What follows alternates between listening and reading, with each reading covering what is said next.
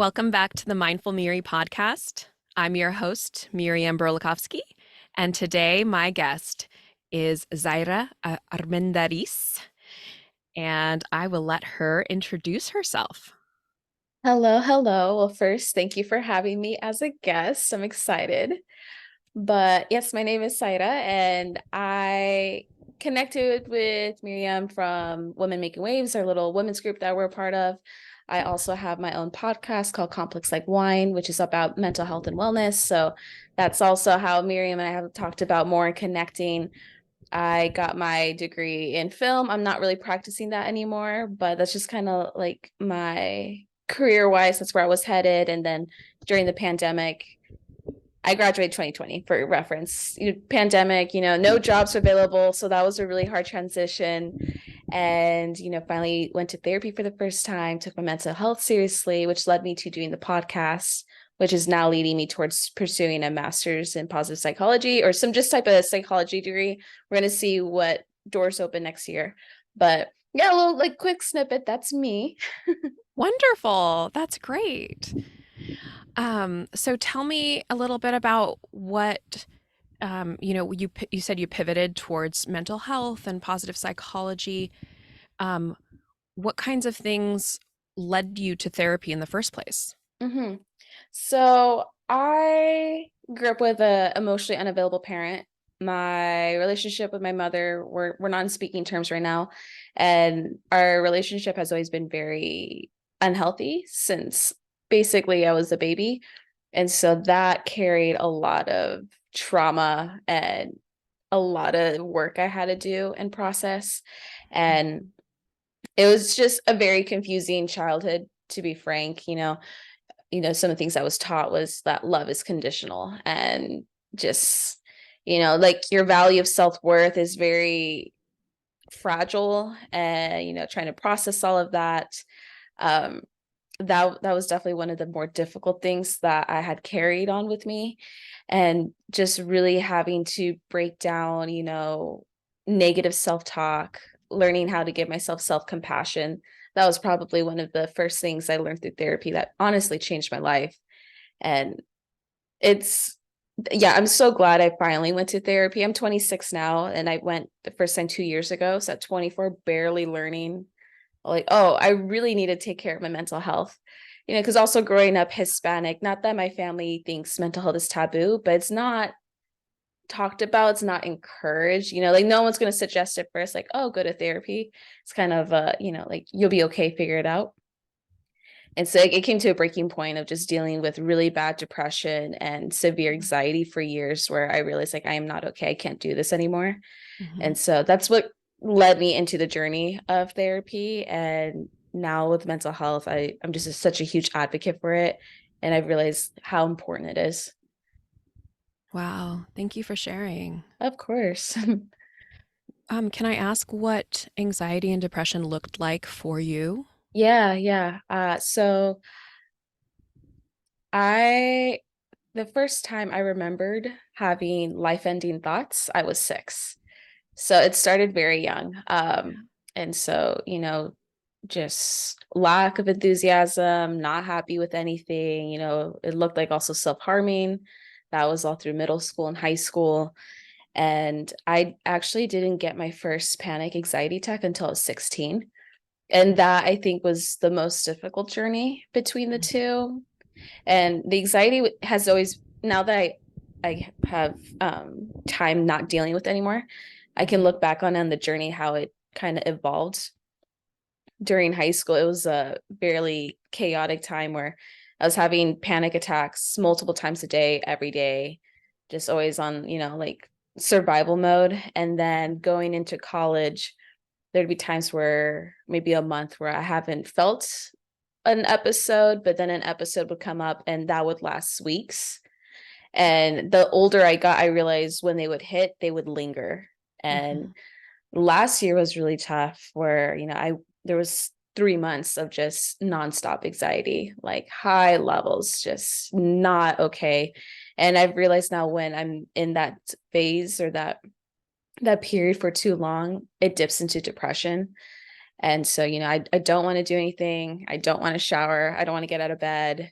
Mhm. Um, it I'm glad now this year's the first year I can say since being 16 where I haven't had any anxiety anymore and I haven't dealt with any depression, which is, a huge blessing. I'm really thankful Mhm. for therapy this year, but Mhm. I didn't realize how different it could look for everybody.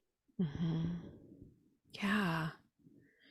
Wow, that's a very young age to start feeling those symptoms.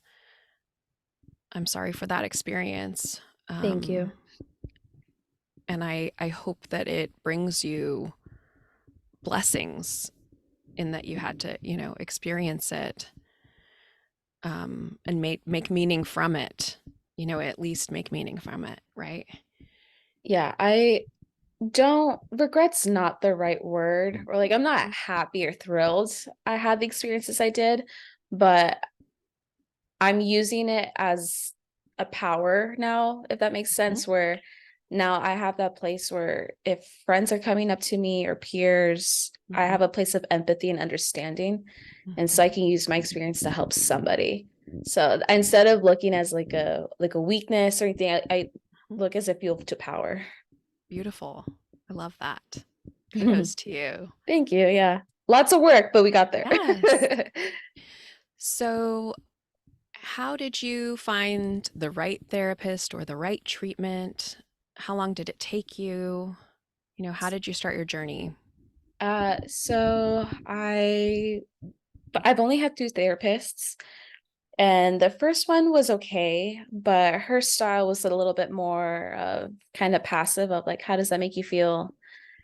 And just that was like the only question that would be asked.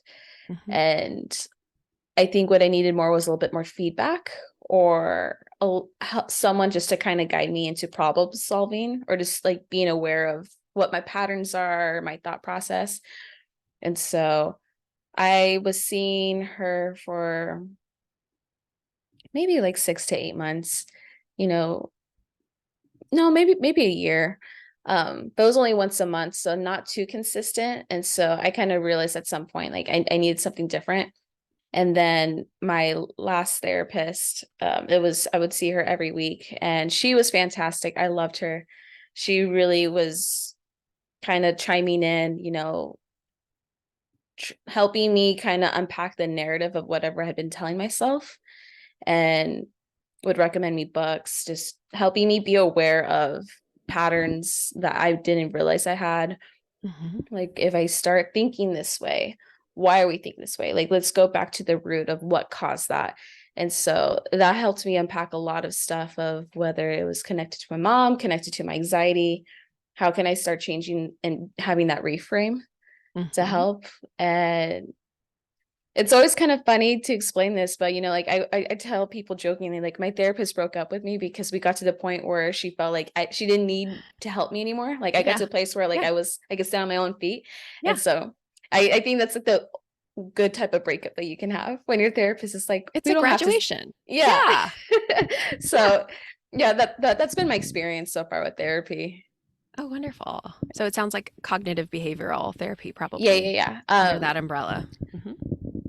EMDR, that's Hmm. so we had originally had talked about trying to do that at some point for Hmm. my anxiety and everything, but thankfully I had got to a place where I did enough healing that we felt that wasn't necessary anymore.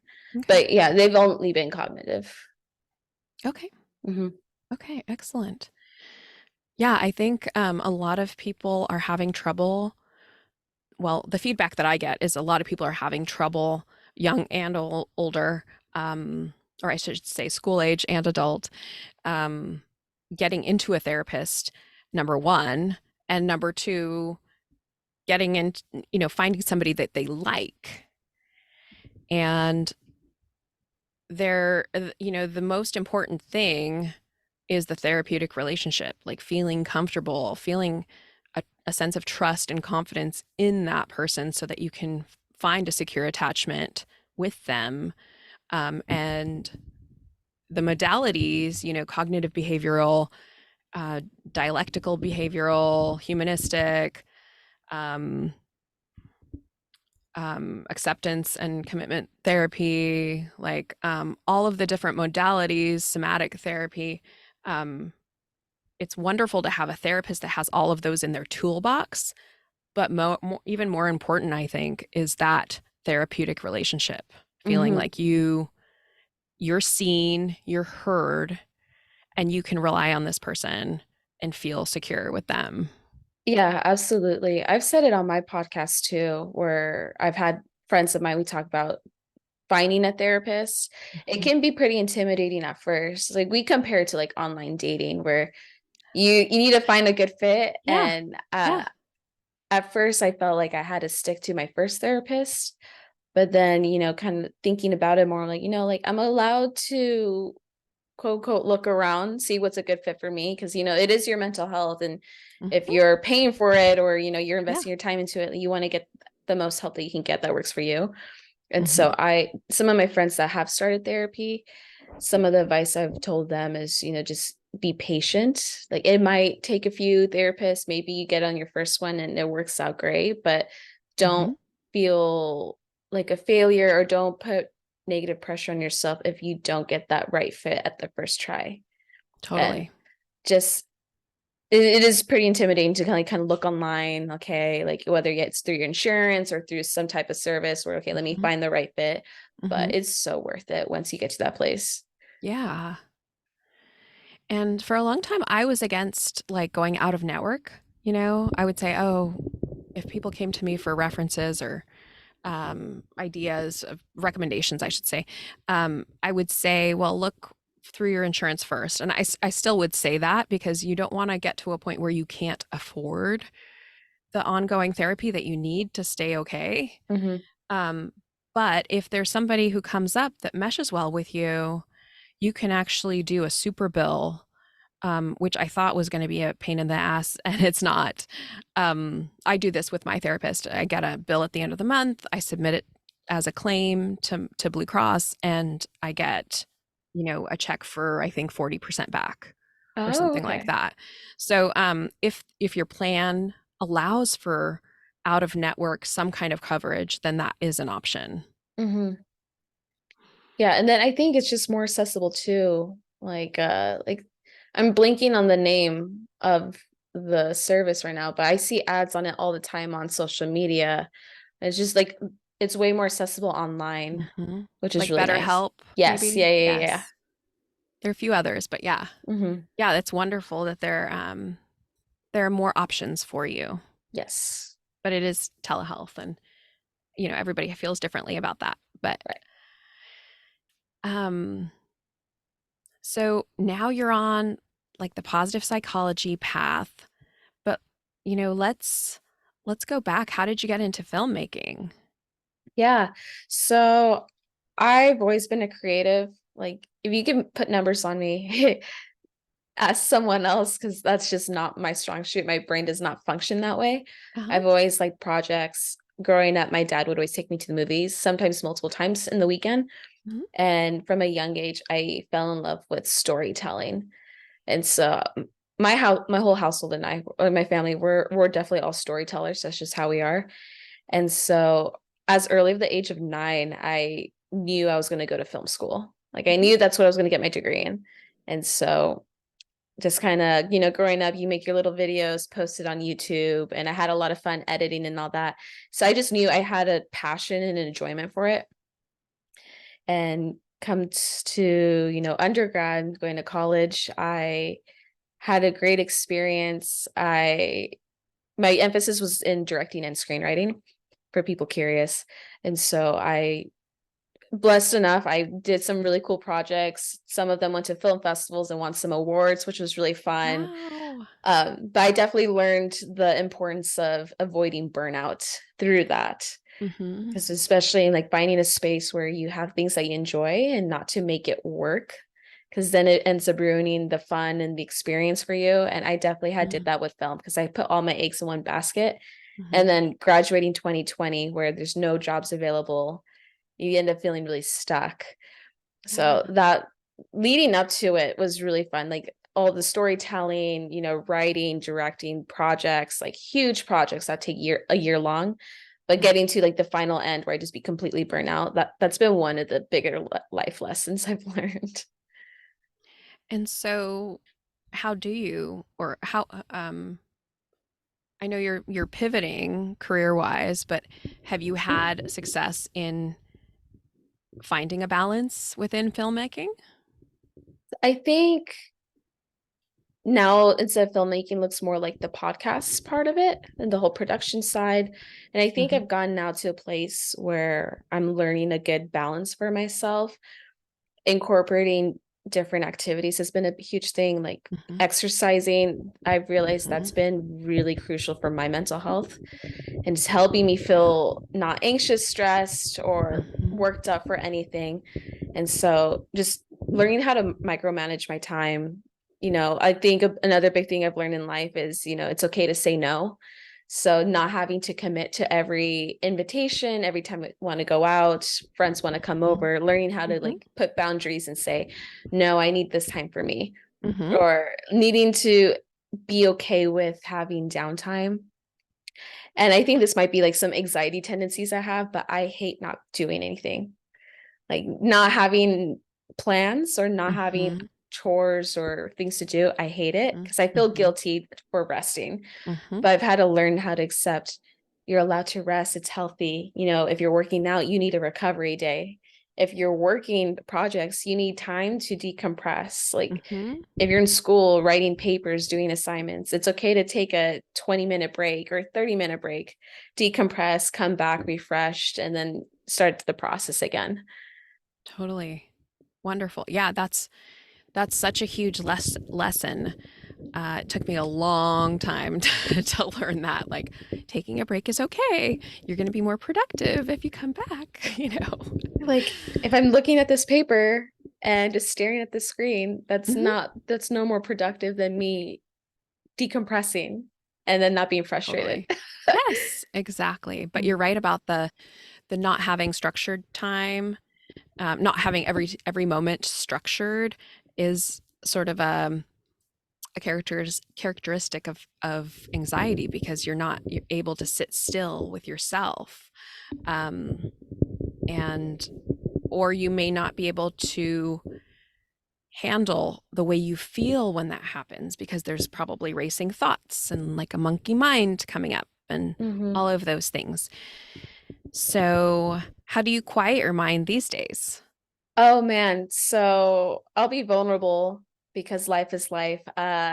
Just last week, Hmm. I got laid off because my company had budget cuts. So the next day I realized I don't have to go to work. I have no plans. Congratulations. Yeah. But the whole thing of I have a lot of time to myself now. Hmm. Oh, how can I not let the voices go crazy? And Hmm. so this whole weekend has been a lot of reflecting on that of okay, I have a lot more free time on my hands. Let me take advantage of this time. Hmm. So, what does that look like? Okay, I can be more intentional with the podcasts. I Hmm. can now be more intentional with going to the gym because Hmm. those starting to build up. I'm starting a class going back to school tomorrow. So, I Oh, have that time. wow. Yeah. So, statistics class, not quite the program yet, but some like one last prerequisite class to do. Okay. Okay. But the school grind is starting tomorrow. And Yeah. so now I'm thinking, okay, what are hobbies instead of these projects? Like, what are some hobbies I can do? Hmm. Okay, started reading. Now, so Hmm. doing reading, if I love painting, I haven't done it in a while. So let me tap back into that. Hmm. Just be more present when I'm having dinner with my family. Yeah. So just finding little ways to put it in, or even just sitting outside, just being outside, getting fresh air. Yeah. Like, okay, let me like cleanse myself. Wow. Thank you for sharing. Yeah. Congratulations on the newfound freedom. Thank you. We're gonna figure it out. I'm a bit stressed, but it's life. The job Yeah. market's pretty rough right now. So Can I give a shout out to what you're looking for? yeah. Um, in terms of like what jobs Yeah. or Like, what are you looking for? So we so can put it out there. thank you. Yeah. I something heading to the direction of, behavioral health. Hmm. So whether it's like being the case management or starting to do some type of like coaching, Mhm. something like that. I want to start pushing to that direction. Mhm. So, putting it out there. We'll see what happens. Yes. Yes. Excellent. Yeah. That's wonderful. But I wanted to share because I know a lot of people are struggling with that right now, and just to say like you're not alone because so many people are going through the same Yeah. situation. Yeah. I know. People don't talk about it enough. When they get laid off or fired or whatever, it's such like a hush hush. There's a lot of shame around it. And it doesn't need to be. Your job does not define who you are, Hmm. or at least it shouldn't, you Hmm. know. I hate to put a should in there, but but our identities are so much more than what we do between 8 and 5. And I was just talking to a friend about the differences between Europe and the US, and how in Europe, you talk about everything except for work Mm, when you first meet somebody. You don't talk about work at all. And that's literally the first question people ask you here, that's so true. you know? Yeah. And you say, and a lot of times they'll say, like, I work as a blah, blah, blah, whatever. And in the US, at least for me, I'm like, I'm a school psychologist. Well, I'm not a school psychologist. I'm Miriam, and I work Mm. as a school psychologist on Monday through Friday between 8 and 5, Yeah, 10 yeah, yeah. months a year, or like I support students, it's not, and I'm a podcast, I work, I put out a podcast, I should say, right? I think that the language that we use and how it becomes our identity, we need to be very careful about the words that we choose and that we tell ourselves, because um it does become your identity, you know? I'm gonna be more intentional about that because I have definitely been telling myself like, oh, I'm a marketing specialist. Hmm.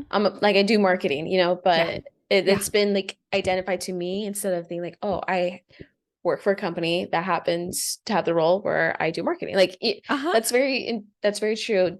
Do you know why in Europe they don't talk about jobs at all at first? Like, I think, um well, I'm thinking more like I've been to Spain the last 2 summers, and I was thinking about how number one, they don't live to work. They work to live, which mm-hmm, is a huge paradigm shift for us as, mm-hmm. Americans here. Um, burnout is not a badge of honor here. I mean, there. Yeah, yeah, yeah. And here it's just like, oh, I'm so busy. Oh, I can't talk. I'm so busy, but so busy. And that's like a cool thing to be Mm-hmm. so busy that you can't hang out with your friends or family. There it's like, they really take leisure. They hold it precious, or what's the word? They cherish the leisure time, and Yes. they come together. They're very social, and I think more collectivistic. And so it's less about the achievement of the individual like it is in the US, which is why we're here, and why the way we have our lifestyle, why it sort of works is because we have an individualistic society. Mm-hmm. But the parts that don't work are definitely very apparent. And in a lot of the collectivistic countries in Europe, um, it's less about the individual. So they're not striving for this achievement all the time. It's more about togetherness. It's more about community. It's more about working together as a group. And as a result, they may not be as successful professionally, but they are, and I can't speak for everybody, but they are happier. Mm-hmm. Subjective well-being is higher in collectivistic countries. So looking at the greater good instead of the achievement of the individual. Right. Times I've been in Europe or family friends that are European, Mhm. they're just at a much slower pace. They're more present and Mhm. like you said, enjoy the leisure. And I think here we're just so much go, go, go Yes. that you're made to feel guilty if you don't, which is where the having a break or having time to rest Mhm. you can't fully enjoy that. And I think, at least from a younger perspective, where, also dating around, where your job title holds a lot of value over who you are as a person. Mm, And I've noticed that through friends where, their qualifications are the titles, not who hmm. they are. Yeah. Yeah, you're right. You judge you judge people, prospective dates, prospective partners by job titles here. Hmm. And I'm sure there's some of that there, but it might be secondary or tertiary. It might not be number one. Right. That's interesting. Yeah. And do you find within the dating world that that is true for women too, like men seeking women, heterosexual men seeking women? That's a really good question. At least from my male friends or the men I have met, Hmm. I haven't noticed that as much. Hmm. Um, like a big thing with I just got laid off, and the person I had just gone on a date with today, Hmm. I had told him the day of, I'm like, hey, I'm being transparent. I just got laid off because budget cuts. And I just put it out there, like, in case that's something that they hold as, a category for their Hmm. checklist. Hmm. No hard feelings. I'm just putting out there, like, this is my situation now.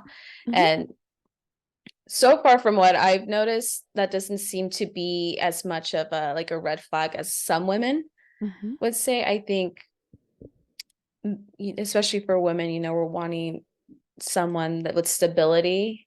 And Yes. there's the typical gender roles that come into play. So I think Hmm. that's where men might not look at that as like a priority list compared to women, at least from what I've Yeah. noticed. Yeah. I mean, I agree with you.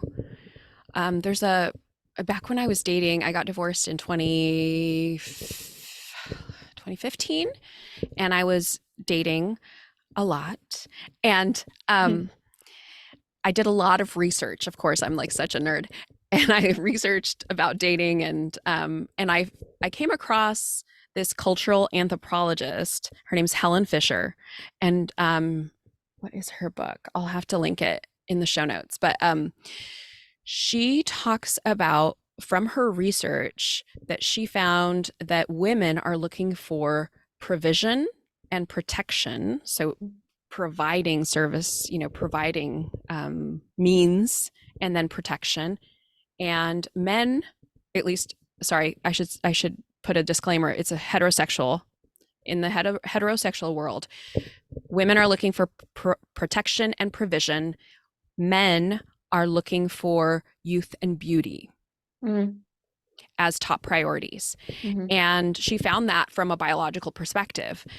And as much as that's like, oh, like I don't Right. like that, it does make sense to um, why we act the way we do as heterosexual gender roles. Mm-hmm. Um, and so I think for men, especially, like the cultural programming is still coming along. Women don't have to work. Mm-hmm. You know, I know my generation, like not all the moms worked. My mom did, um, but it was more acceptable to stay at Mm-hmm. home. And even my generation, there are a lot of stay at home moms amongst my children's friends, Mm-hmm. and that would never be like a ding on the card, but on for a male, absolutely. Mm-hmm. Yeah, I noticed the dialogue with some of my female friends where, hey, certain criteria, like certain career choices, those are the only ones Mhm. they're accepting. Yeah, And it's that's just interesting. interesting to kind of see like where our heads are at, is like in the heterosexual dynamic where Yeah. the priorities list come in. Yes. Yeah. Yes. And I'm assuming that's for long-term partnership, not just for Yeah. casual dating or Yeah. whatever. Yeah. But yeah, that's interesting. Um, I don't see. that same weight placed on education or profession in Europe. It's a lot more like you just meet somebody in the street, you talk, and you're you. You know, you Mhm. if you're an upstanding person or a good storyteller, you have a good rapport with people. That's all that really matters, and everything else is secondary. And I there's something to that. I appreciate that. Um, It just feels more human. Like you're well, actually yeah. seeing me for me, not what my Mhm. degree is, what my paycheck looks like. You're actually looking at me for my qualities. Yes. And I think from again, like from like the experiences I've been noticing and from my personal own, when you're just so caught up on, the titles Yes. or the looks, whatever it is, you're Hmm. missing a lot of depth and so like the substance of it that whether it's the red flags or the incompatibility, you're Hmm. missing all of that. And then I see a lot of people just being unhappy. Yeah. I think the trouble is it's hard to quantify like honesty, integrity, um like the way you treat others, kindness, compassion. Those are hard to quantify, but you can put like I'm an accountant or something, Hmm. I'm a lawyer, doctor, whatever. Um and that's kind of what the dating profiles are for. There it's a split second swipe left or right If you go in the based. settings, you can be like, do what type of degree do Yes. they have? Yeah, Yes. like the height. Yeah, it's crazy. And for I mean, women are also very visual, but men are especially visual, and having good pictures and looking a certain way um, will make will influence heterosexual men to swipe one way or another. So on that, I actually tested it out. Mm-hmm. When I first downloaded, I had been trying Hinge for Mm-hmm. people curious. I Mm-hmm. had really nice, pretty pictures of me, my makeup and hair done, wineries, dresses. Mm-hmm. And then within the past 2 weeks, I was at a Tough Mudder race for people listening. It's an obstacle course, you're in the mud.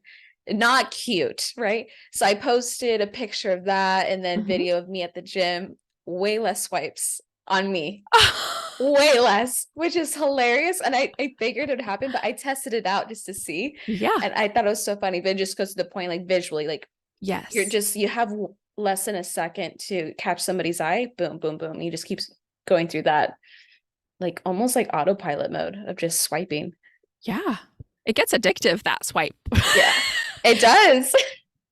What do you think that's all about? Wouldn't guys want like somebody who can like hold their own So outdoors? it, I mean, I would think so, but I was also raised by a single dad. So what I picture would be typical, or well, let me rephrase it.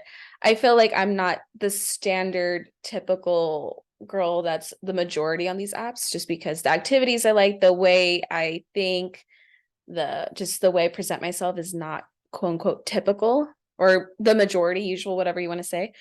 Um, Tell me more about that. I think this is a comment I've gotten a lot, whether it's from female friends or guy friends, that I can be intimidating. And I've never understood that because I would say I'm a pretty nice person. Like I think I'm approachable, Mhm. but I've been told it's the way I carry myself because I am very independent. And some men can't handle that. I've been told that in my past relationships that I'm too independent or that I'm too masculine. Like I'm too much in my masculine energy. Hmm. And so I think some men, one, are maybe not attracted to that, or there's just some type of, well, I'm not going to try to guess to know, but there's just something that they don't like as much. And so I think putting more like masculine activities on my Mhm. page is going Mhm. to attract less of the majority. Mm, interesting. Or maybe you're filtering out the assholes. Or, the Yeah. insecure guys. I don't know. And that's why I was also thinking, like, I know there might be the insecurities there of they don't like someone that's independent, that can hold their own. Mhm. Because I know men really like the idea of wanting to be wanted, wanting to be needed. And Mm. so I've always been the point, well, I've gotten to this point where if you're not adding to me, but you're Mhm. subtracting, then no, Oh, good for you. bye. I Right. love Because it. I've like, and this has been like my intention with dating online of like, I can provide this stuff for myself. If the man can't do that and more, then Mhm. why am I entertaining less than what I would be able to give to myself? Ooh, That's love been a it. Thank you. That's been a big learning lesson from my last relationship to now dating. Say that again for me. So if I can provide X, Y, and Z for myself, Mhm. why am I going to accept less than from a man? I'm Yeah. only going to be accepting if he can provide equal to or more. Oh, beautiful. And the I equal to is the love bare that. minimum. I love that. Yeah, I think from what I've seen in my experience, it seems as though there's a lot of codependency out there. Yeah. And people, what I mean by that is people wanting to be wanting or just being responsible, whether they want to or not, for the actions, feelings, experiences of other people. So, for instance, um, having a partner and then feeling responsible for their feelings, and then vice versa, the partner being responsible for how you feel. And um, what I'm what I notice actually works is when two people, and actually I had a therapist say this to me, um, during my divorce, is that when two people are like two independent trees, rooted and strong and standing on their own, branching out, and then they can come together, that's when it's most successful as a Mm-hmm. relationship. But when you're like intertwined, then it doesn't work well because if one of if one person's down, then the other one is also down, and Mm-hmm. you end up dragging somebody. Um, yeah, it's it's just interesting the way relationships work. I definitely learned that in my last one, where towards the end, I realized this has gotten very codependent.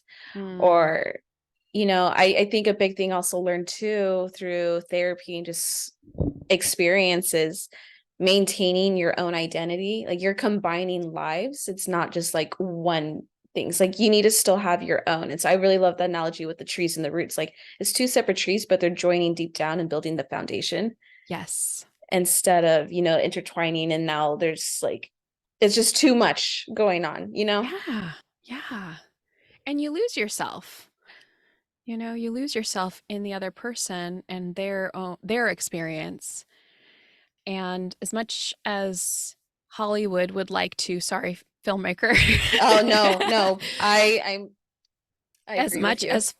as Hollywood would like us to think that we should just be so entrenched in the other person and responsible for them and their well-being, we really are not.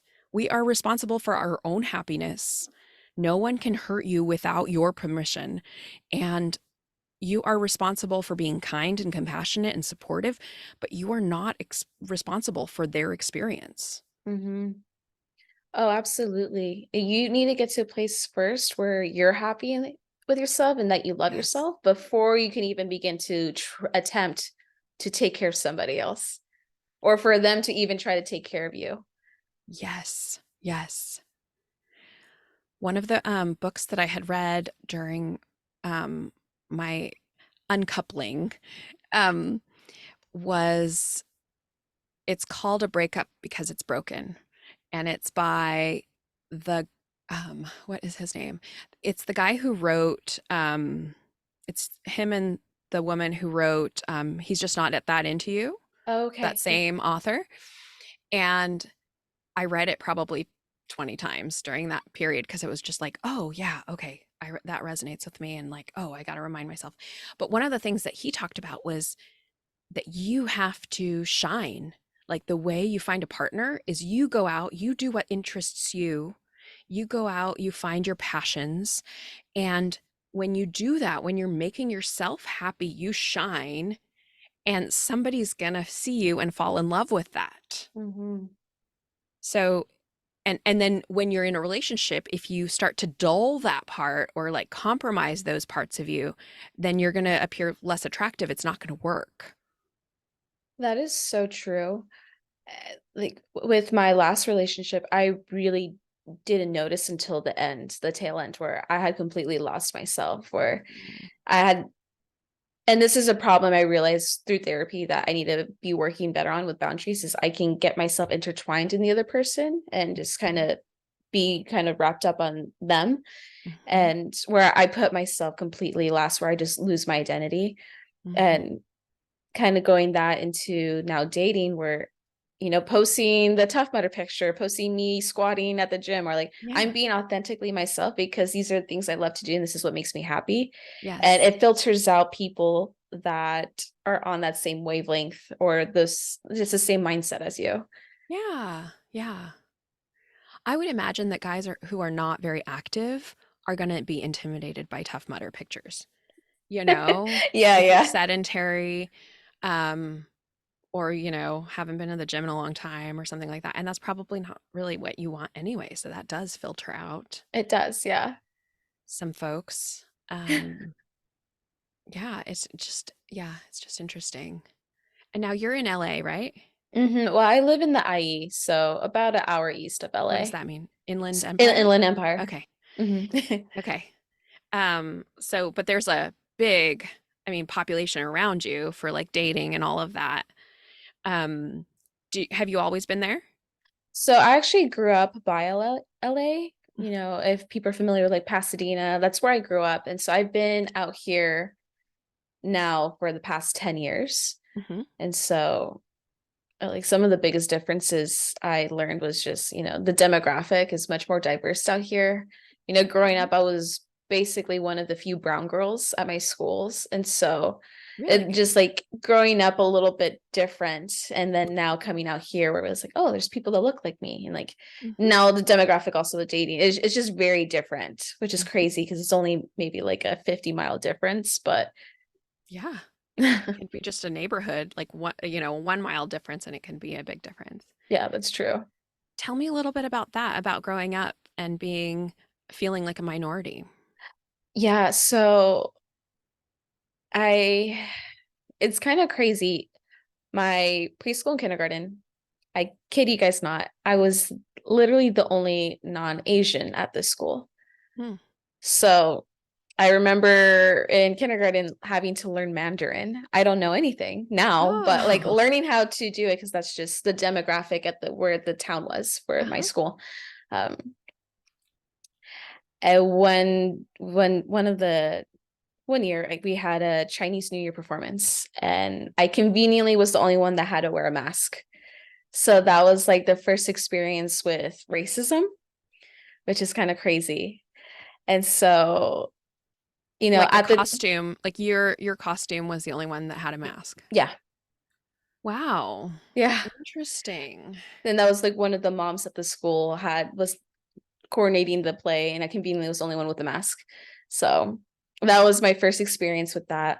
Mm. And then, going into elementary school, I used to be severely bullied.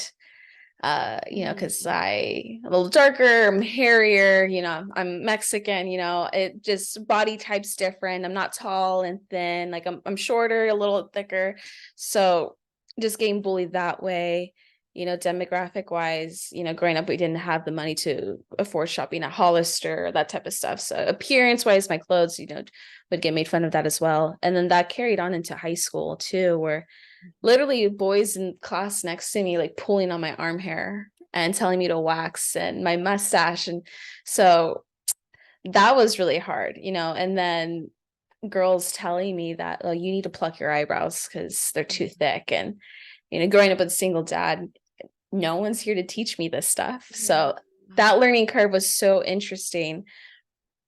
So to move out to Inland Empire where I'm not the minority anymore, Mhm. it was my brain had to wrap around that. Mm. Was it comforting? Yeah, I would say comforting. It was, I don't know, like I guess I didn't think too much about it. It was just more of a like an observation of like, Mhm. oh, cool, okay. I'm not the only Hispanic. There's Mhm. other Hispanics here. Like more people speak Spanish actually at their homes, or social economically, I Mhm. feel like I'm a little bit more up to place with my peers here compared Okay. to, my first high school was a bit more like posh. And so there was also that difference of like, I don't fit in with these kids because they're talking about all these different things. They have access to different stuff and Mhm. I don't. So that I think that kind of carried into, not that I would say as part of the reason with therapy, but Mhm. that definitely played a role of, I was dealing a lot of pretty toxic stuff at home and then having to face that also at school where I Mm. ended up really isolating myself and so just learning how to bottle things up. Mm. I'm so sorry. It's okay. Um, how do you think those experiences have served you or will serve you? I think I've always been really intentional since a young age to never make somebody feel the way people have made me felt. Mm. So if there was a new kid at school or at work, Mhm. I've always tried my best to be one of the first people to come up to them and talk and, be a resource, whether they wanted to be my friend or not, up to them. And I've actually had some people think, they tell me now, like we've been friends, where they thought they were a little standoffish with me because they think I'm being fake because I'm being too nice. And so Oh. it's funny now, but that's just, I've always tried my best. Like, I don't want people to feel the way that I have felt because it sucks. Like, it's not fun. And so, again, I don't view my, like, the bullying I had experienced or any of that, like, I don't view it as, I don't think of it negatively anymore. I'm not bitter. I'm not upset at all. It's, again, allowed me room for empathy to be understanding and to speak up for people that are going through that. And Mhm. even now as an adult, where if I'm noticing that in the workplace or with even within my friends, just having a little, whether it's more patience or just more understanding to, either give people grace or to just be a resource for them. Nice. Nice. And then you're pivoting towards this positive psychology, behavioral health um, trajectory. Tell me a little bit about what are your possible paths or what are you thinking? So end goal is to open up a winery slash wellness retreat. Awesome. So that is the end goal. I Okay. used to work at a winery, so I just love the wine industry. Hmm. And my podcast is called Complex Like Wine. So like I love wine. Yes. But I want to create a venue or a space where people can get resources and whether it's for organizations like a work retreat or even people locally or groups like Women Making Waves where whether it's like yoga, sound baths, like equestrian therapy, like coaching, Mm-hmm. team building, self-development exercises. I just really love the concept of community and I Mm-hmm. just really want to build that in some type of platform. And Mm-hmm. so from now to there, I'm not exactly sure how that'll look like, but the reason why I've been kind of keep getting drawn to positive psychology Mm-hmm. is I really love the preventative aspect of it. Instead of like, let's pick up the pieces, it's more like, okay, let's really hone into your strengths and really Yeah. harness into that. Like, let's harness into it and, Mm-hmm. the resiliency aspect of it. Like, how can we move and push this forward? Mm-hmm. So I'm not sure where they'll head, what's going to go, but That's amazing. That's that's the great. end No, goal. you don't need to know. You don't need to know. You can just, send it out into the universe and see what We're happens. manifesting. Yes. Yeah. Yeah. Yeah, that's great. Um, what did I just, sorry. Yeah, I think that proactive mental health, mental wellness is a shift that really needs to happen. We're so, the medical model is so based on pathology Mm-hmm. and for all kinds of health, physical, mental, overall health. And we're constantly trying to fix what's broken and trying to address symptoms, but not the root cause.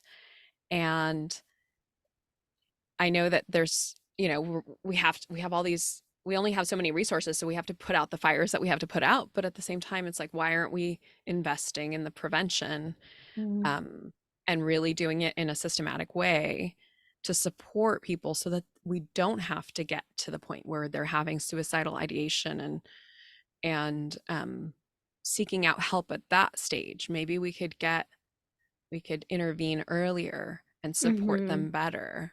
Mm-hmm. That's huge. Yeah, that's wonderful. Yeah, I think just acknowledging what the root cause is super important. And again, like you said, I feel there's not enough focus on that. Like so Mhm. much can be prevented if we actually acknowledge what the root cause is instead of, just Yes. hitting the surface levels of whatever it may be. Yes. Um, One thing I want to respectfully bring up No, please. is, there is there is some science behind um, alcohol and depression, Hmm. and I mean, it is a depressant. It turns into a stimulant after a few hours, or I'm sorry, it doesn't turn in. There's a byproduct that is a stimulant. Um, but recently, there have been some podcasts that really have condemned alcohol as an anxiety um, uh, perpetrate. I don't know, Hmm. influencer, I Hmm. guess, and also depression. You know, so how how could we reconcile that? Like, Hmm. as much as we love wine Yeah, yeah. and but I mean, I stopped drinking recently because of my mental health, and it has been huge for me. Hmm. And it doesn't work for everybody. I'm not proposing that as a blanket statement for everybody, but it can make a difference, and I encourage people to try it out. Yeah. But what do you think about that? Oh, yeah, yeah. That's a great question. So for my podcast, I'm doing season two, Hmm. and a lot of my episodes this season, there's been no wine involved at all. Because Hmm. typically, how I've had the episode set up is you have a glass of wine, and I Hmm. just kind of had it in that format because I wanted to feel like, oh, you're having a glass with a friend, so it's Yeah. more Yeah. familiar, right? Yes. But a lot of my episodes now have been with no drinking because whether the guest is dealing with like alcoholism or they decided to stop drinking, Hmm. and so I'm bringing that more upfront to the episodes. Like you don't need to have a glass of wine to Hmm. just whether be involved with my platform or with mental health. Hmm.